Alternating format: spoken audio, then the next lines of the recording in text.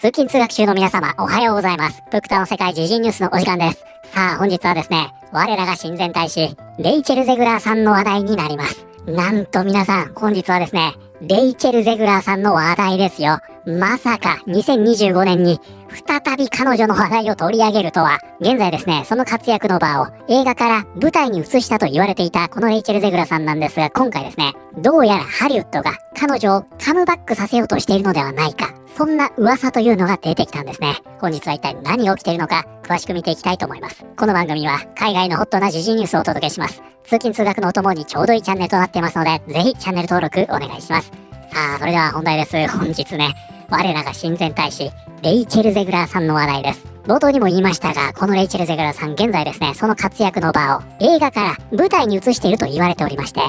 エビータにね、出演したという話もありましたよね。すると今回、このね、ハリウッドが彼女を再度呼び戻そうとしているのではないか。こんな話が出てきたんですよ。でもね、もしそれが本当だとしたら、皆さんね、心の準備をしておきたいでしょ。どうですか？レイチェル・ゼグラーさん、ラプンツェルに抜擢されました。ね、心臓が止まりかねないでしょ。ですので本日はね、一体何が起きているのか、ちゃんと知っておきましょうね。まずね、事の発端はこちらでした。音楽界の大物がグラストンベリーでの公演計画を明かし、レイチェル・ゼグラーが自伝映画で自分を演じる予定だと認めた。グロリア・エステファンは音楽活動50周年を迎えている。輝かしいキャリアの中で史上最も称賛されるアーティストの一人である彼女は、グラミー賞を8回受賞し、1億枚のレコードを売り、さらに大統領自由勲章を授与されている。そして彼女は近く大規模予算の伝記映画によってさらに多くの観客を魅了するかもしれない。そして今回初めてスティーブン・スピルバーグのウエストサイドストーリーとディズニーの白雪姫、最近ではウエストエンド版エビータで一躍有名になったレイチェル・ゼグラーが自身の役を演じる予定であることを認めた。ということでね、ちょっとここまでね、整理いたしますが、今回ですね、このザ・サンからグロリア・エステファンというね、キューバ系のアメリカ人のアーティストで、ラテン系の音楽をね、世界的なメインストリームに押し上げた、そういったね、伝説的シンガーがいるんですが、この人がね、伝記映画を作るんだという話をしているんですね。そしてこの映画では自分の役をレイチェル・ゼグラーが演じる予定になっていると。このようなことを言っている記事なんです。ただね、この記事というのはちょっと奇妙でして、グロリアはこう言った。彼女は最高よ。本当に素晴らしいと思う。エビータでのパフォーマンスも見事だった。でも、まだ、ここね、グリーンライト、つまりゴーサインですね。ゴーサインを出してもらうために動いているところなの。どこで作るのか、どう進めるのかを、今も話し合っている段階なのよ。この企画はもう何年も前から進められてきたものなの。そして映画というのはそういうものなのよ。ということでこの話ね、よく聞いてみますと、この計画というのはね、何年も前から進んでいると言っているにもかかわらず、まだ打診すらしてないんですね。これね、レイチェルさんの名前を出してるだけで、すごく変な記事なんですよ。そしてこの話がゴシップ系サイトで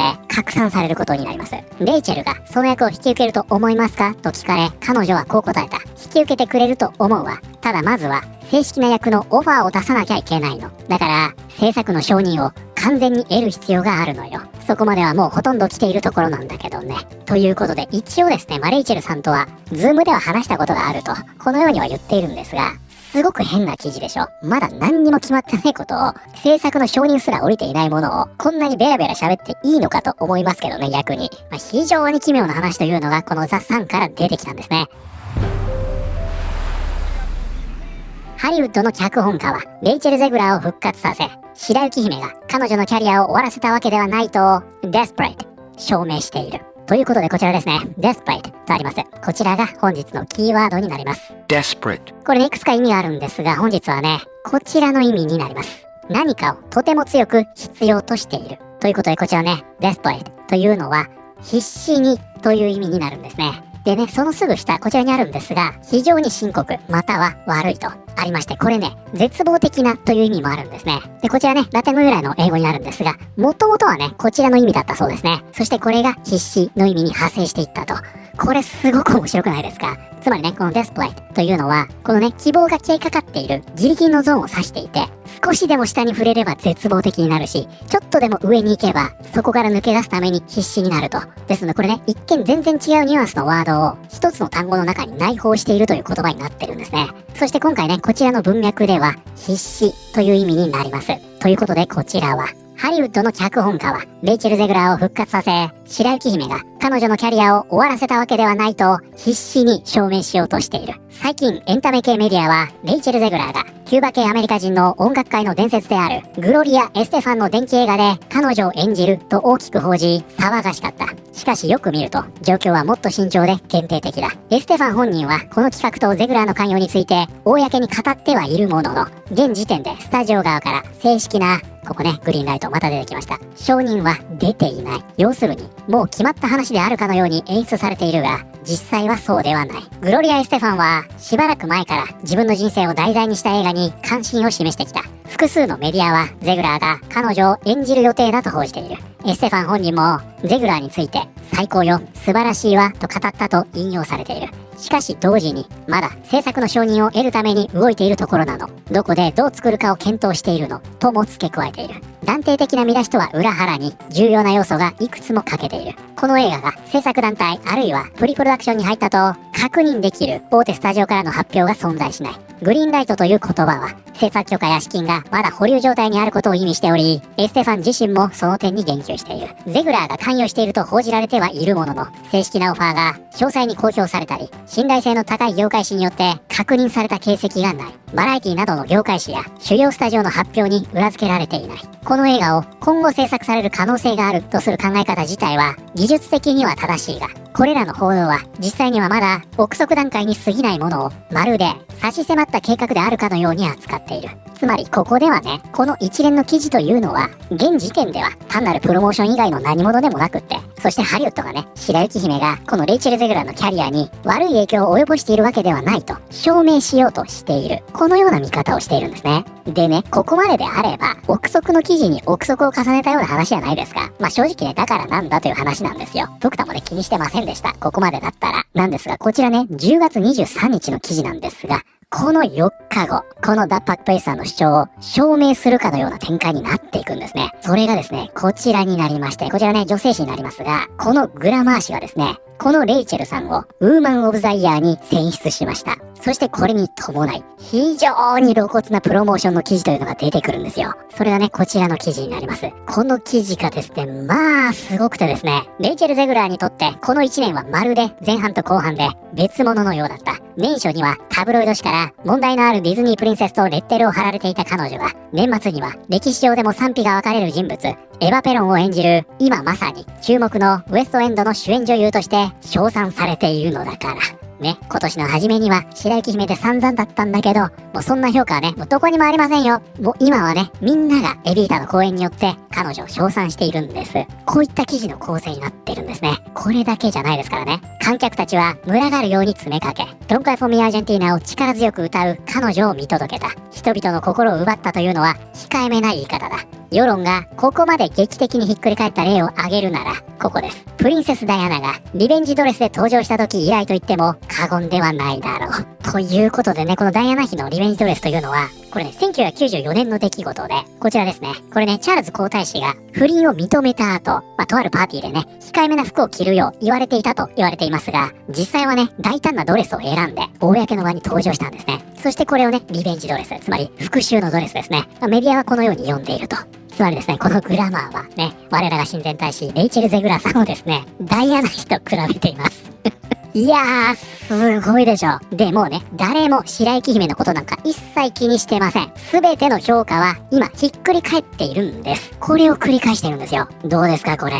すごいでしょ。これ時系列逆じゃないですからね。今ハリウッドはね、白雪姫というのは悪い影響何も及ぼしていないんだ。これを必死に証明しようとしていると。この記事の4日後、このグラマー誌の記事が出てきたんですよ。そしてこの後もですね、もうただただ、当たり前ですけどね、自分のとこでね、ウーマン・オブ・ザ・イヤーに選んでるんですから、当然っちゃ当然なんですが、ここでもですね、もう大変な長文で、ひたすらこのレイチェル・ゼグラーさんを概算していくと、そういった記事になってるんですね、これ。当然ね、この白雪姫の反発というのは、右翼からの反発で、白雪姫はストリーミングでは1位を獲得しているので、作品としては称賛されていると。これも当たり前ですけどね、様式美です。このような構成になっています。ねえ皆さん、本日のキーワード、desperate でしょ。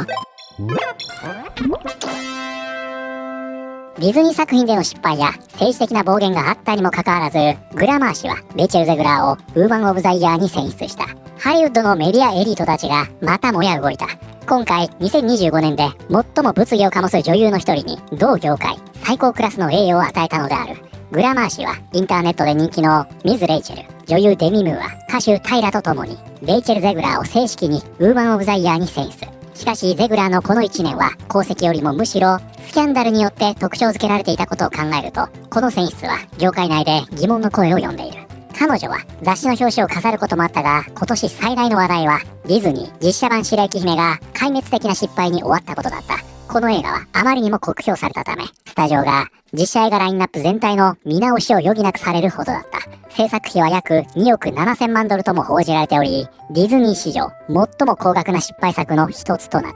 た。ゼグラーが選ばれたことは彼女自身の実績について語るものではなく、むしろエンタメ業界がどのような価値観を持っているかを示している。この業界は中間層のアメリカを嘲笑し、自分たちの観客に政治的説教を垂れながら、礼節よりも反抗的な態度を評価し続けている。ということで、これはね、割とまとえているなと思っておりまして、これね、以前少しお話ししたと思いますが、このレイチェル・ゼグラーさんはですね、その YouTuber の頃からそうなんですけどね、もうシンプルにただの左翼の活動家なんですね。その JK ローニングやジーナ・カラーの中にもそうですが、もうちょっと信じられないほどの暴言を吐いているわけですよ。で、それがスピルバーグによってポーンとね、フックアップされちゃったので、今こういう風になってるっていうことなんですね。だから以前もね、このレイチェルさんは、左に偏ることによって、それが自身のキャリアの命綱になってると、こんなお話したと思うんですが、これ右だったら考えられないでしょ。速攻首ですからね。だから今回のこの一件も、まさにそれを証明したような形になっているんじゃないかなと思います。じゃあ今回ね、このグラマーが、本当にエビータの功績だけで、このレイチェルさんをウーマン・オブ・ザ・イヤーに選んでいるのかというと、さすがにそうは思わないですよ。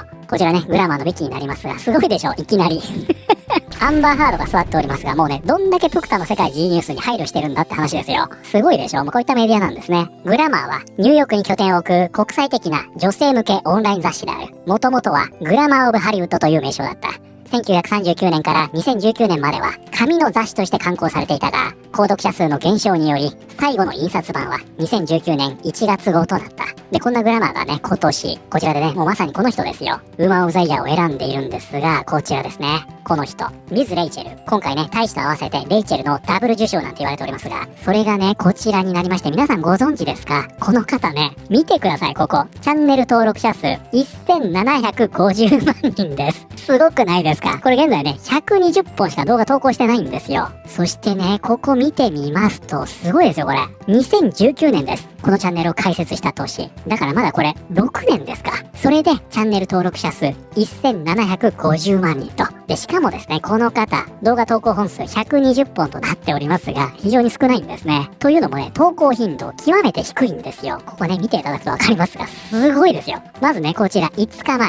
446万回再生されてます。そしてその次ね、4ヶ月前ですから、8868万回。そしてこちらね、9951万回。はい、来ました。1.7 億回と。これ10ヶ月前です。そしてその下ね、6164万回。2.7 億回。7000万回。1.9 億回ということで、もうね、ジミー・キンメルに見せてあげたい。ちょっとね、ついでなんで見ていきましょうか。こちらね、見てください。これ、適当に引き合いに出してるわけじゃないですよ。以前もご紹介しました。チャンネル登録者数2160万人です。ミズ・レイチェルさんより多いんですよ。こちらね、頑張ってますよ。2時間前、2083回。こちらも同じくね、2時間前、4773回。こちらも同じく2時間前ですね、4234回と。はい、出ました。ここでね、トランプとタイトル入ってますんで、ここでね、70万回再生されてます。5時間前です。頑張ってますね。そしてその下ね、15万回。こちらね、4.8万回。あ、これね、ザ・ピットのキャサリン・ナナさんいますね。ナース役やってましたね。この人ゲスト出てたんですね。ちなみにこの方はね、デニス・ホッパーの元奥さんですよ。二人の間に息子いますね。そしてその横 2.2 万回。はい、出ましたね、トランプ、タイトル入っていますと、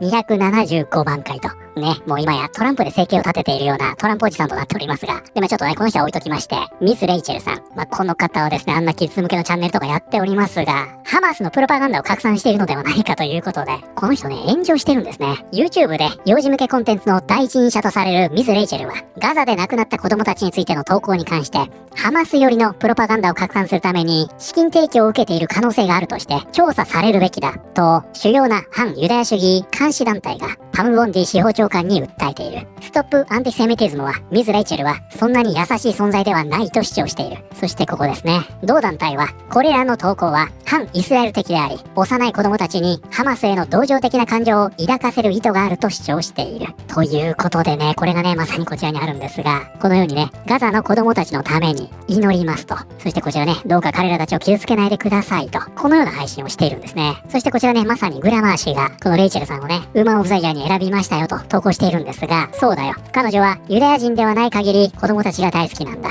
彼女は本当にバカだ。イスラエルの子供以外の子供たちの擁護者というわけだ。イスラエルの子供がされても、ミズ・レイチェルは気にする様子はないらしい。なんてグラマラスなんだろうね。彼女はユダヤ人嫌いで、テロリストを擁護するものだとまで言われているのに、あなたたちはそんな彼女を称賛する価値があると判断したわけだ。あなたがこれを褒めたたえるなんて本当に吐き気がする。というような形でですね、先ほどのね、資金提供云々の話はあくまでもね、親イスラエル団体から出ている話なので、ちょっとね、これはどうかと思うんですが、少なくともね、インスタなんかを見ますと、この YouTube チャンネルとはガラッとね、経路変わりまして、パレスチナ関連の動画も多いんですね。なので、少なくともね、この X のリプ欄見てもわかりますが、アクティビストとして見られているというのも事実なんですね。で、どうですか？進歩的な子供向け YouTuber と聞いて何か思い出しませんか？このね、ミズ・レイチェルさん、これでね、あっと思う方いらっしゃるかもしれません。この人ですよ、この人。ミズ・レイチェルは批判を受けても、プライド月間の投稿を支持し続け、隣人を愛しなさいという言葉に例外はないと自身の信仰を根拠に述べた。ということで、この一件ですよ。これ、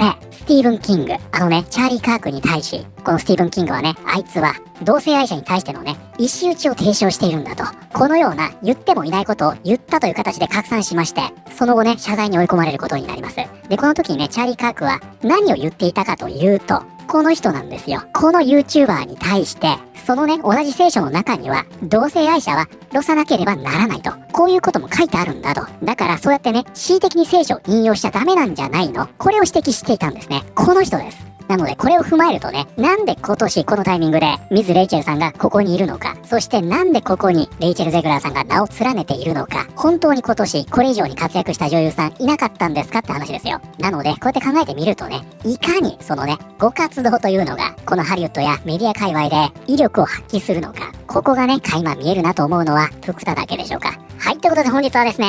グラマー氏がウーマンオブザイヤーに我らが親善大使、レイチェル・ゼグラーさんを選出。現在メディアがですね、再度フックアップしようとしているように見えているという話題を見てまいりました。いかがだったでしょうか？現在ですね、このハリウッドから出てくる作品、そしてこういったね、メディア展開も含めまして、結局のところね、政治に根付いてしまっているんですよね。だからこういったね、賞や記事一つ取ってみても、結構ね、それを見慣れている人にとってみたら、このバイアスが見え隠れしてしまうというのも事実ですよね。さあ皆さん、ね、これでね、ディズニー実写版塔の上のラプンツェル役にレイチェル・ゼグラーさんが抜擢されましたとなっても大丈夫ですね。もうね、心の準備はできていると思いますので、今後ね、このレイチェルさんどういう風になっていくのか、そして先ほど出ていたね、電気映画、これが実現するのかどうかも注目しておきたいところです。ということでね、本日はですね、久々のレイチェル・ゼグラーさんの話題でしたので、今日はね、皆さんと一緒にあの曲を聴きながらお別れしたいと思います。それではまた、通勤通学中にお会いしましょう。